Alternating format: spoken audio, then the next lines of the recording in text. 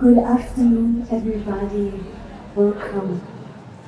I'm Luna Ershahin, and we're called AySay, and we are here to present to you this glorious new thing that nature now is an official artist on digital platforms.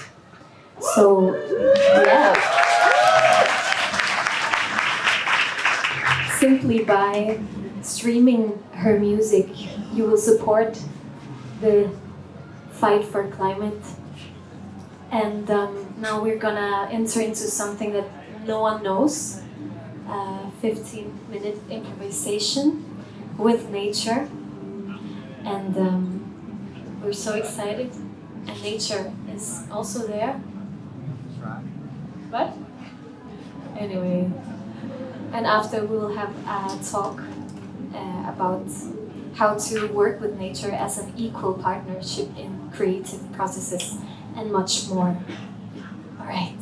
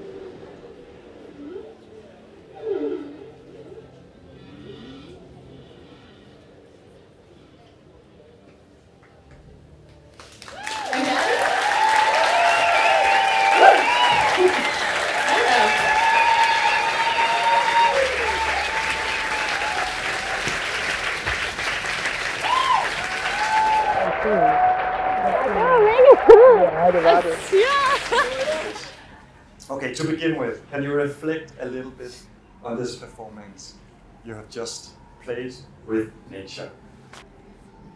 Emotional. I feel surprised at what came out of me. But it was, and we really didn't have any idea what we were going to do. But Eske had been the leader of this project, having prepared some sounds. So in that way, it was very nice for me to just be okay, I'm just gonna see what comes intuitively. And well, I had this basis of a song that I wrote about the beginning of Earth, the beginning of the birth of Earth, that I did when I was visiting the indigenous lands of the Sami people, the indigenous people of Scandinavia, up in the north of Norway, and was really confronted with Mother Earth up there, and it was just very beautiful to sing. I was feeling that I was singing with her, so I had a really beautiful experience. Yeah. Yeah, and you have worked with nature before, like using the sounds and incorporating into your music, but was it different this time, knowing that the whole concept of this project is to recognize her as more like an equal? Definitely, she was the main character, okay. Right? So it was sort of like feeling I was a medium. That's how I felt, a medium to the emotions that might, if we impersonate Mother Earth and all the struggles and all the things that she's going through. Yeah. As we just talked about, you have worked with nature before, but do you see nature as a sort of like a new language? You have also been, Luna, you're also singing in Danish, Kurdish, and Turkish. Yes. But is nature a fourth language that you're now integrating into your music? For me, as a vocalist, I think nature is not a fourth language, it's the language. Sort of like when we are talking strictly linguistically, you will see so much symbolism in the different languages, and in Danish it will reflect what nature looks like here, and in Turkey or Kurdistan you will have some different pictures and symbols. So it's a very, very big part of our language, how we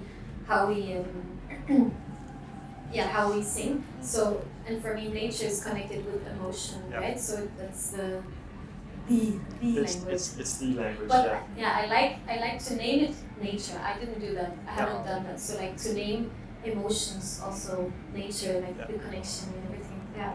Yeah, and I'm sure we all felt the connection to nature. At least I did during the performance.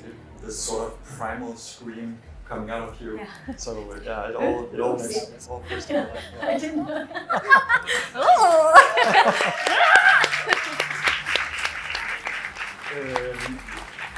Just want to ask you a little bit about how nature can spark creativity and be sort of like a trigger and influence the creative process. Rick Rubin, the famous producer, said, "Deepening our connection to nature will serve our spirit, and what serves our spirit serves our artistic output." Yes. Yes. Can you share a particular moment or experience in nature that have influenced the creative process or the actual music?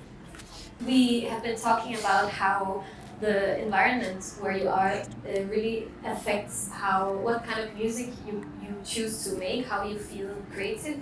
We did an album, our second album is called Köy. In Turkish it means village, and what we did was we went to a village in the south of Turkey and surrounded us by the mountains there, and we were even so lucky that we could that was a family making food for us. So we had like the full experience of eating the beans from the soil, the fruit, the tea, and just in general being surrounded by nature. And since in AySay I'm the one representing that part of the music, it was really, really meaningful for me to share that with Eske and Carl, who are ethnic Danish. And I definitely think that it took a lot of, it influenced us. But the difference is that you can use this consciously. You know, if you know that you will be affected by it, you can use it consciously, but it's happening all the time unconsciously. Yeah. So when you're viewing or seeing nature as more like an equal collaborator or equal creative partner, can this lead to, or can it open up new musical directions? I mean, you have done it before, integrating these sounds from nature But now, with this shift of perspective, does it open up? Is it like a sort of a new creative partner that you can go in the studio and work with?